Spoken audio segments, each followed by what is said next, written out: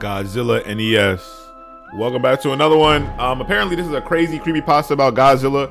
Look, bro, I just felt like doing another horror reaction, so here we are. Let's do it. Turn this off. Wait, wrong music. Let go. Like the video. Shout out Billy Styler. I ain't gonna lie. Last video he did was good. Let's see. Let's watch the next one. Today, I am going to tell you a tale, but not just any tale. An internet horror story that at its core is one of the most disturbing video game creepypastas ever created. There will be a lot to take in during this video, as the narrative is quite long. First, I will be establishing a lengthy synopsis of the creepypasta as a whole, while simultaneously analyzing and dissecting key moments, characters, and symbolism. After that, I will discuss the story in retrospective fashion by exploring its impact on modern-day creepypastas, then end it all off by interpreting where the future of this story will go next. So sit back, relax, maybe grab yourself a snack. Hold on real quick. Let me see something. I've genuinely never heard of this. So I just want to see like how popular it is. Hey, that's me. Let me see. Dang, 2 hours? Yo, this was popping a little bit ago. Holy. Ain't gonna be let's log back in. And prepare yourself for the infamous story behind the one and only. I know that's not him! Ew! It's like a flesh bag! Oh, nah. Get that away from me. I don't want no parts of that. That's disgusting.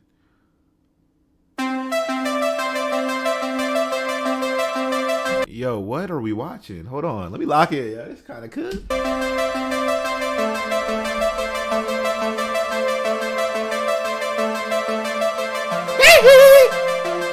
Yeah, never gonna give you up. Is that E.T.? I'll smack E.T. I'd be too scared to help him. The 1980s is one of the most influential decades in video game history. That game. If you were around during this time, you would have witnessed the rise and fall of all things gaming. Up until 1983, various consoles and titles were being pushed out left and right. Many of these titles being extremely similar. It's crazy, like any of the games that survived through the 80s, like Pac-Man, like Mario, like Sonic, like I'm not sure if those all came out in the 80s, but like just if you were able to have a brand and have it stretch this long, it's crazy. It's crazy. Legacy. It was at this point when the infamous video game crash of 1983, also known as the Atari crash in Japan, spawned a tidal wave that saturated the worldwide video game market. Fortunately, this crash only lasted a few years, and it gave the opportunity for the soon-to-be influential video game corporation, Nintendo, to step in. In October 1985, the Nintendo Entertainment System was released in North America, with iconic launch titles such as Duck Hunt, Wrecking Crew, and Super Mario Bros. I ain't gonna lie, Duck Hunt. Yeah, I was yo. I was going crazy, bro. I was Duck Hunt. I was a dog. The system exceeded all expectations as family households rushed to purchase this device, thus reviving classic Mortal Kombat the was once kind of cool. deceased video game market. This in turn paved the way for other corporations to succeed, such as Sega with Sonic the Hedgehog, and Sony with the debut of the PlayStation. So cool. But with the this era of NES gaming, so cool. Came many interesting games, one of which was released a mere few years after the launch of the console. Godzilla, Monster of Monsters, released in December 1988, is a game where you play as Godzilla and Mothra, fighting giant monsters on each planet across the solar system, aiming to reach Planet X, where King Ghidorah awaits a final battle. The gameplay is what you would expect for a late 1980s title. You start on Earth, which is represented by a hexagonal map, where you can move either Godzilla or Mothra in a chess-like pattern. Each of these hexagons contains a playable side-scrolling level where enemies attack and shoot at you. Interesting. The goal is to advance both I ain't Godzilla. gonna lie, I'm gonna say it, bro. This game looked terrible. Like for its era, I'm respecting it. Like it looked like it was cold back then. Like if I was born in the 70s, 80s, I'd probably be like, oh, the future is now. But as I am now, like this is, bro. I ain't gonna lie, we spoiled these days. You give me anything that look like this, I'm smacking you. And Mothra to the next planet by finishing the base headquarters level on the opposite end of each map. In addition to this, there are between 2 to 8 monster boss battles on each planet that attempt to block you as you progress. These giant monsters, also known as kaiju, move on the map like you do, and if you happen to move beside one or have one move right next to you, a battle will begin. During these How would battles, you even do you that? have roughly 40 seconds to defeat the kaiju, and if done successfully, they will disappear from the map and you may continue on. Oh wow. The entire game pretty cool. consists of 8 worlds, these being Earth, Mars, Jupiter, Saturn, Uranus, Pluto, Neptune, and Planet X. On these planets, you will encounter a total of 8 monsters, 7 of which are often found repeated across multiple worlds. These 7 are Ghidorah, Moguera, Varan, Baragon, Hedorah, Gigan, and Mechagodzilla. The last one, King Ghidorah, is a super strong kaiju that may only be I found know what that during is. the endgame on Planet X. He looked like he was chomping his nuts. You see But that? you're probably wondering how such a simple NES game like this could have anything remotely terrifying I mean, this front attached cover, to it. this front cover could give me nightmares. Buddy is ugly, like the pure definition of Western ugly. Well, there's something dark that came from this title a mere 2 decades after its release that spawned a revolution of video game horror stories alike. The NES Godzilla Creepypasta is regarded as one of the most disturbing, legendary, and lengthy video game creepypastas of all time. Originally submitted to the horror site Bogleach by user CosbyDaff in 2011, it has become most notable for containing various amounts of screenshots that add to the realism of the story. The creepypasta is told from the perspective of a man named Zachary, who recounts the night he received a Godzilla, monster of monsters, from his childhood friend Billy. The reason Zachary received this game is because of his obsession with it as a child. He states how he was gifted it for his birthday back in the day, but later traded it in for another game, something he regretted for many years. After booting up the cartridge and being flooded with nostalgia, everything began as normal.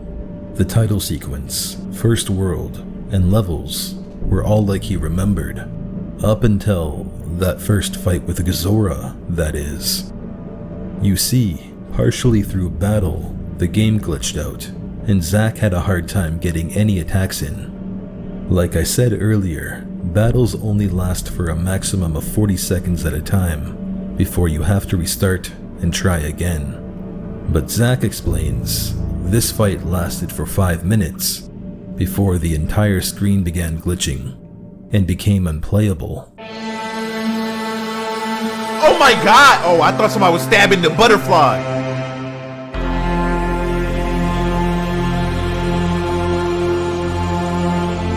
Okay, that's not that creepy, is it, Red?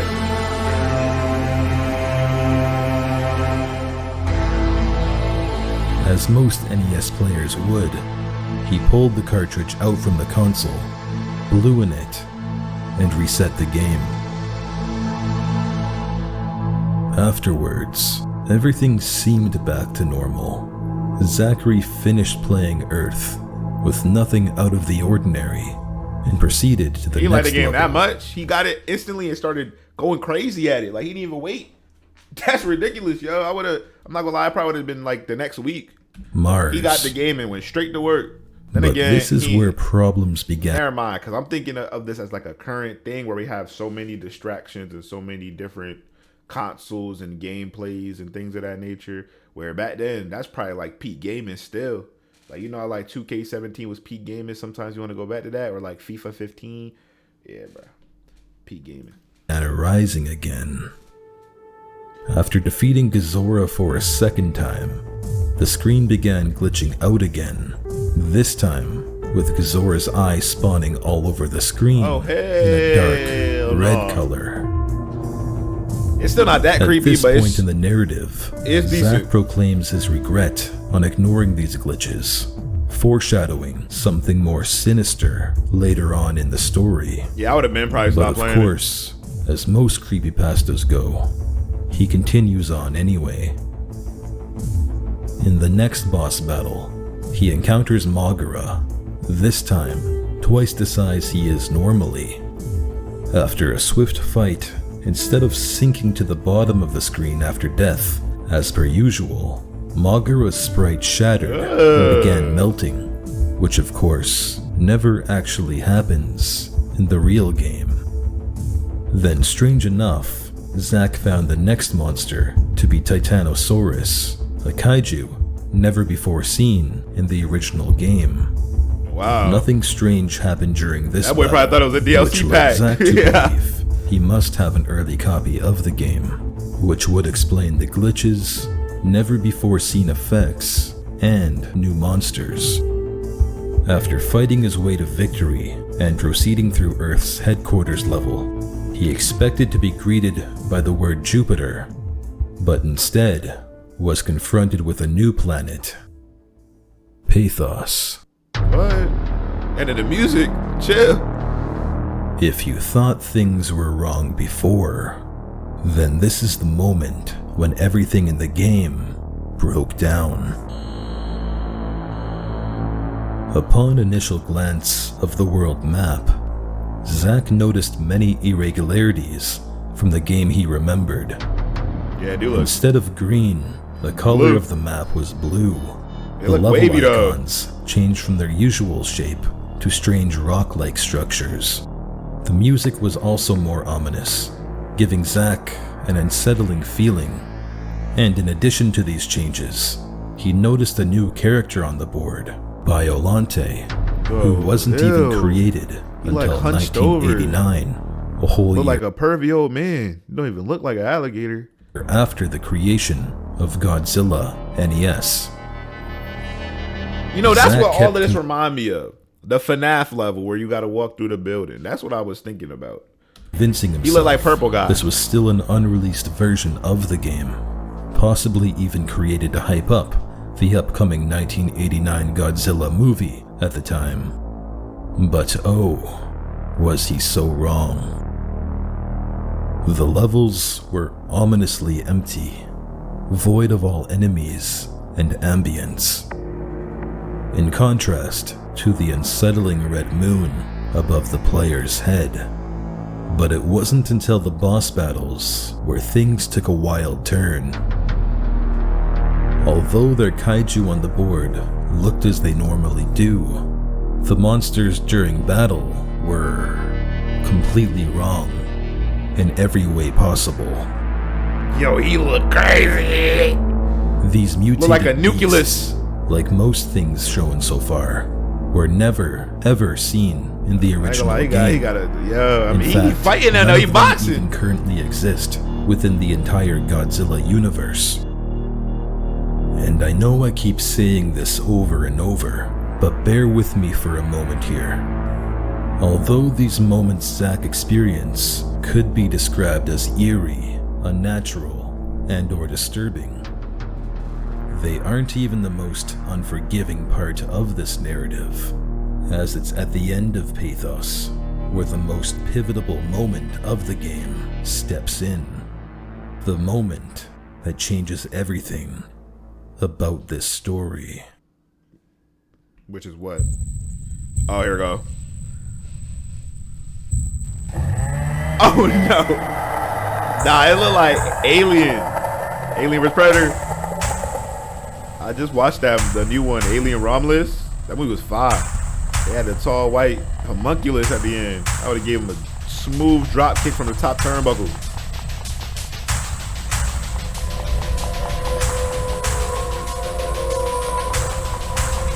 I like the beat though. That was Godzilla. It's only getting realer. I need my Skrilla, but I ain't no killer. Please believe I'm. Oh no! Ah! Yo, that's. It looked like a premature bait. I don't know that. I couldn't play that game. I couldn't play, bro. I would, yo. That's disturbing on so many different levels. Look at him.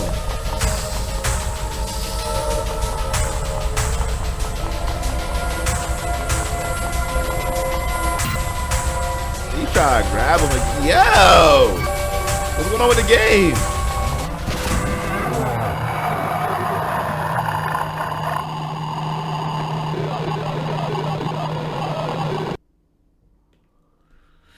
GG, my boy. What you just watched is the infamous chase level. It's at this point in the story where Zack's mood pulls a full 180 and shifts into panic. How did he get all these screenshots though?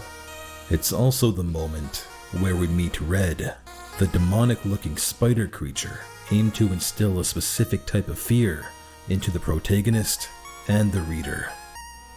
However, Zachary's thoughts quickly fade when he realizes this entire game is most likely just a cartridge hack, something his friend Billy might have even made.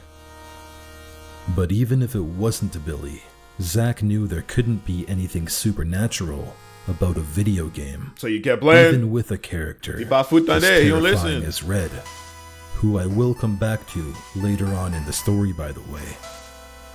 But in order to save time on the rest of the synopsis, I'm going to delve into 3 significant plot points from this moment on. Those being the Red chases, the upcoming quiz levels, and Zack's painful history.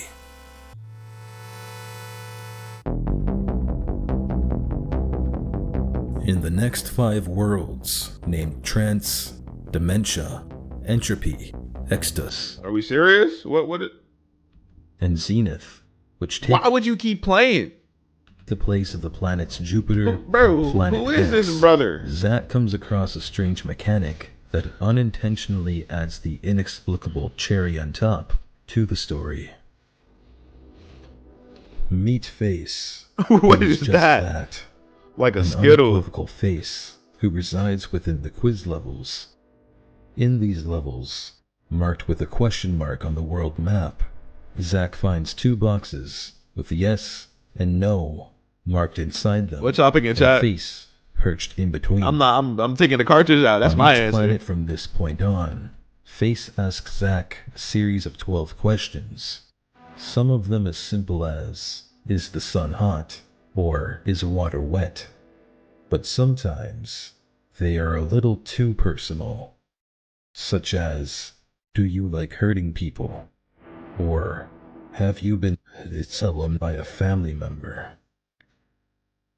Whilst yes, the premise is disturbing, Face is never actually hostile, and there are no right or wrong answers. And we're still playing. To our narrative. And he's still playing. In 23 That's y'all reactions, problem. Face will Why is he showcase still? upon Zack selecting yes or no. 11 of them he figured out, but 12 of them not quite. Nonetheless, Yeah, those are. Hold on. Let me see if we can figure it out. Let me look. Let's look. We got grossed out, maybe.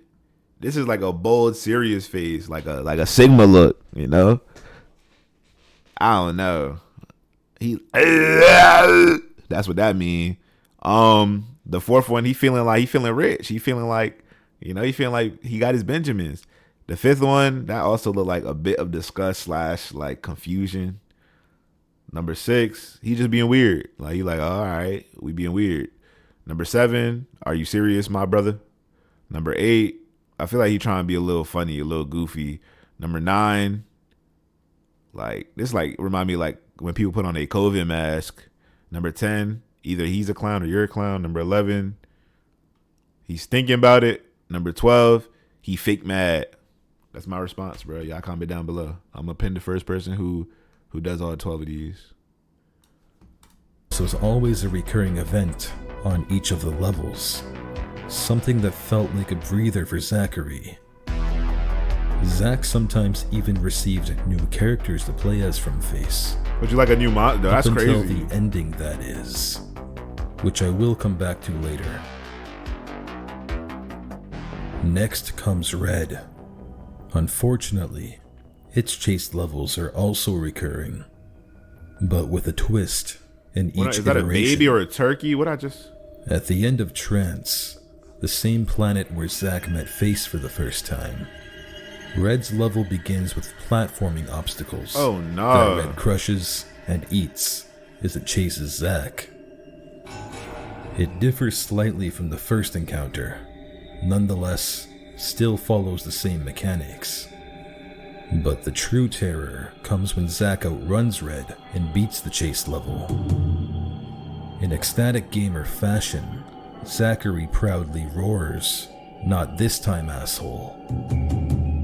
However, the second after that final word slips off his tongue, Red's head turns and faces the screen with this deadly stare.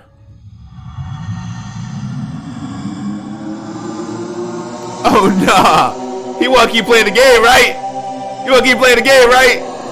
That's crazy. After this unexpected timing, Zack's blood runs cold, and panic That's ridiculous. takes control of his body. I don't want no parts. But once again, I'm smashing the TV. Down, and most of his fears subside.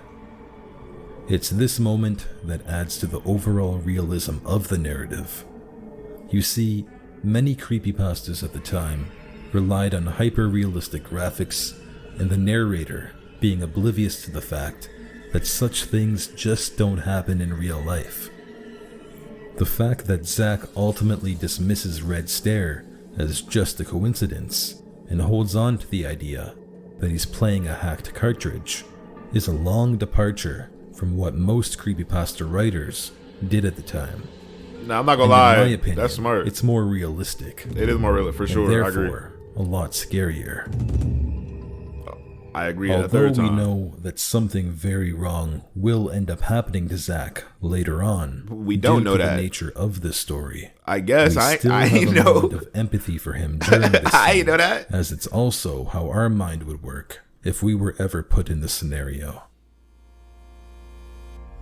However, that all gets thrown out the window when Zack finally arrives on Entropy, the sixth world in this story.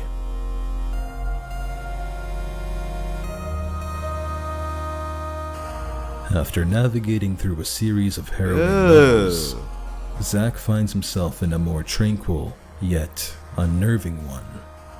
Completely void of monsters, with nothing but a large pale moon and an empty grass plain, Zack feels something familiar about this place.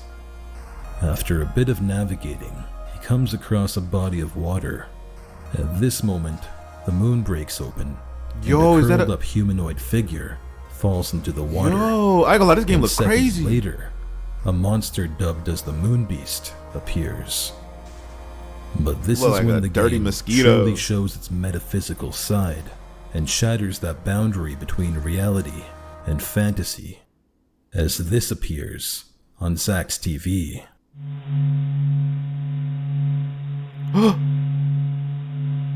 That was so fake, bro. It didn't scare me. I'm sorry. What do you mean? Who are you And trying that to now kill? leads us into the Who's third Melissa? segment from the latter half of this creepypasta, Zachary's painful history. To save time and my own effort on trying to explain this to you, I am going to read you an excerpt from the story that explains this segment in greater detail. Back when I was in middle school, I had a girlfriend named Melissa. She suffered from some kind of mental disorder that caused her to go into episodes. Oh, you like crazy girls. I think I know why. why. In an episode, she would stand or sit perfectly straight and still, and her face would instantly lose any expressions she had before. She would speak very clearly without any hint of emotion. When it was over, she would start trembling and sometimes bury her face in her hands and remain silent for several minutes. I can't really convey the feeling it gave me in words, and I won't try. You had to see this in person to understand. But despite this, she was a very kind person, and I cared about her dearly. We liked to hang out in a field at night and look at the stars. And what else? But one night, she didn't say anything to me at all. She just stared directly at the moon, trembling.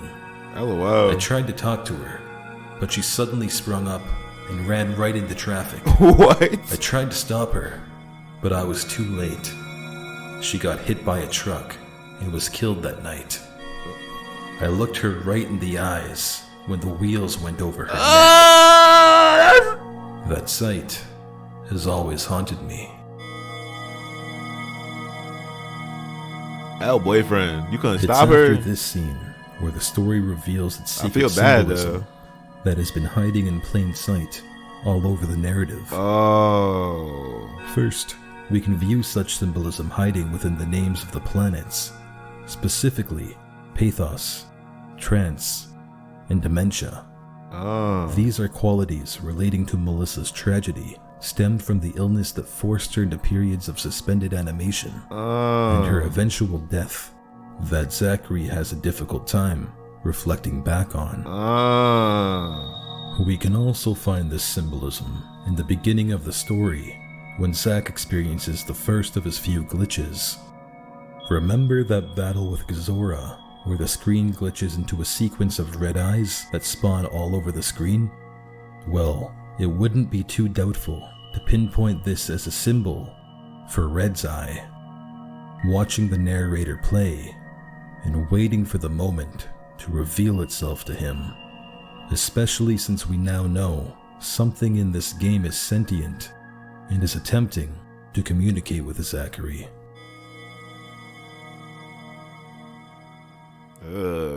But it's all these pieces of To symbolism give you a creepy feeling. combined with Melissa's tragic fate, That's Melissa. face, She got a bald head. and Red that come together at the end to form the ultimate climax of this creepypasta. Bear in mind, this ending does have mixed reviews. It's either a you love it or hate it type scenario. All right, let's see. So I highly suggest you read it for yourself and make up your own mind. Or just read it to me. But the story ends like this. Zack notices a level with a cross symbol on it and discovers it's actually a graveyard. He enters the graveyard and finds a hovering figure he dubs as the Angel. Red then appears and devours said angel.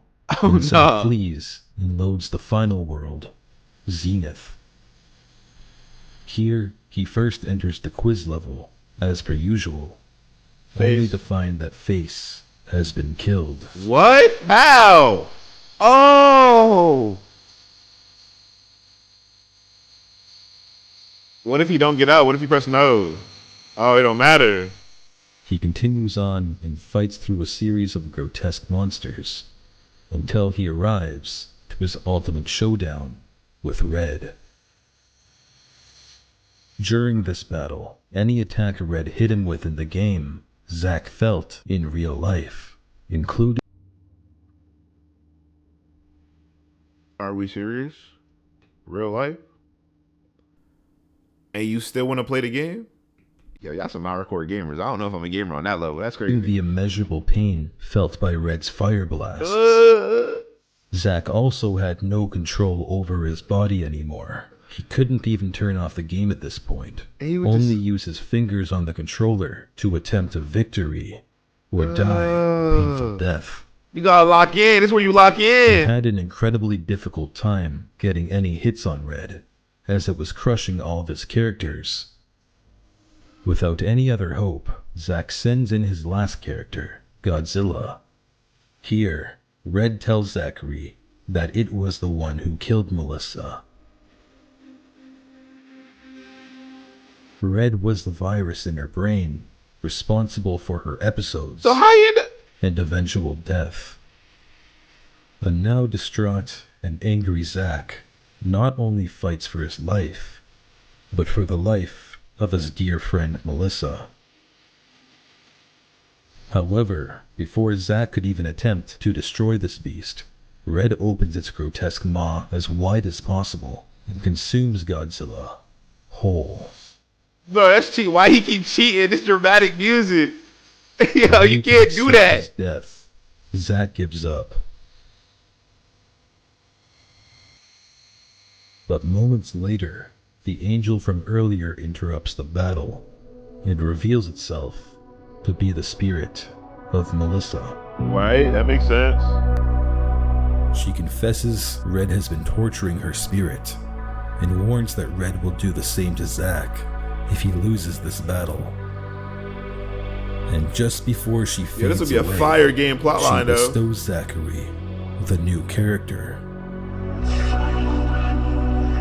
Cassius, the golden light. From here, Zack returns to the battle with Red and effortlessly defeats the entity with his brand new gift. Wow.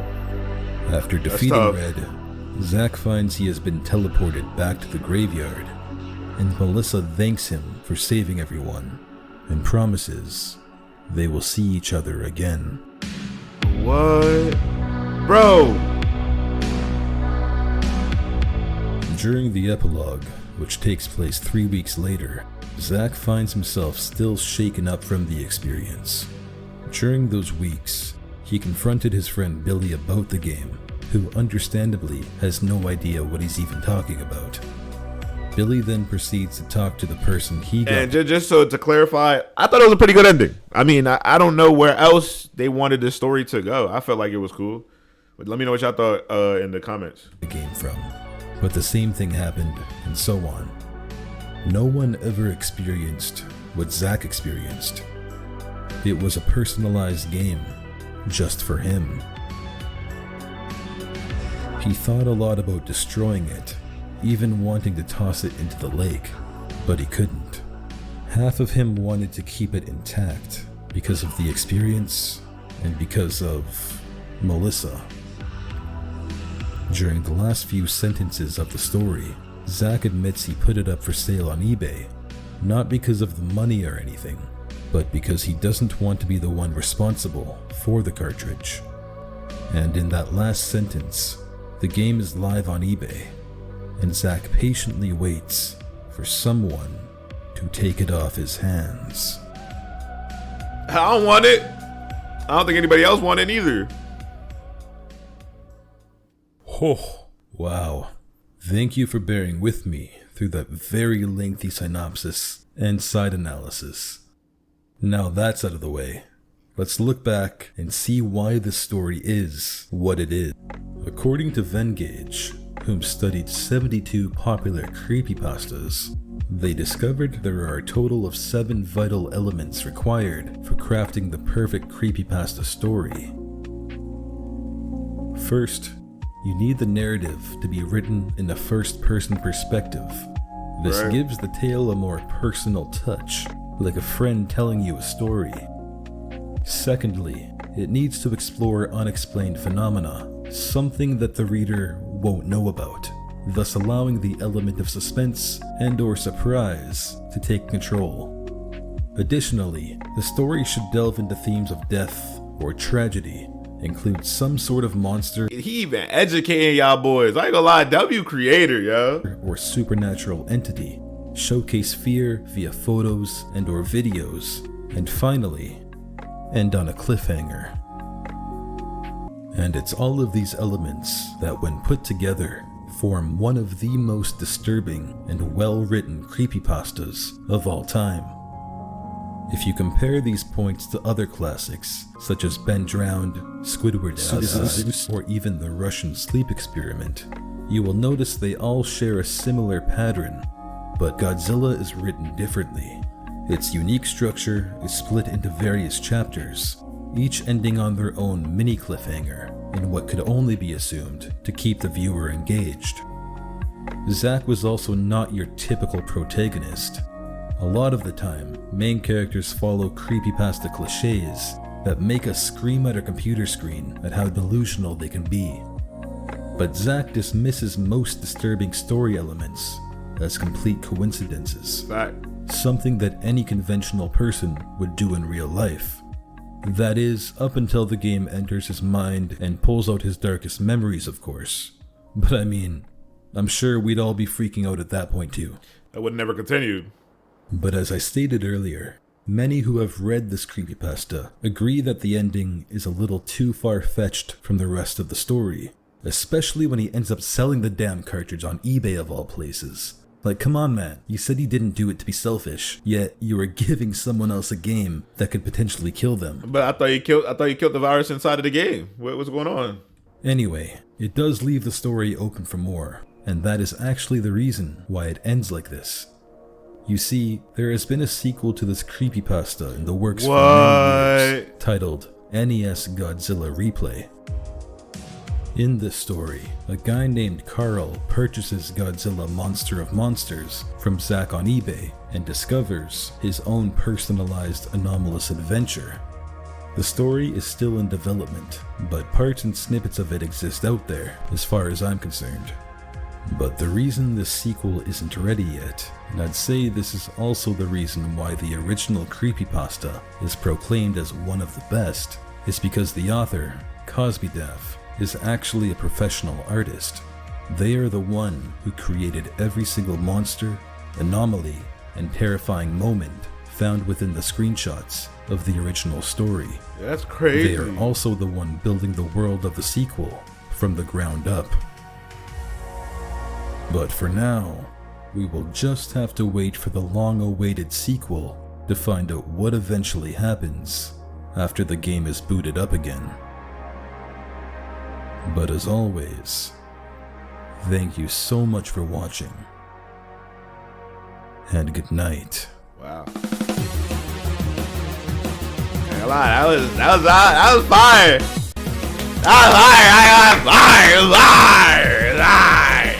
I ain't gonna lie, y'all boys.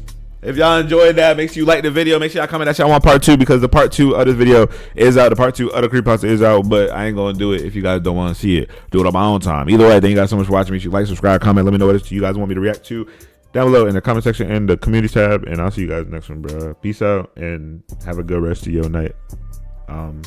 Yeah.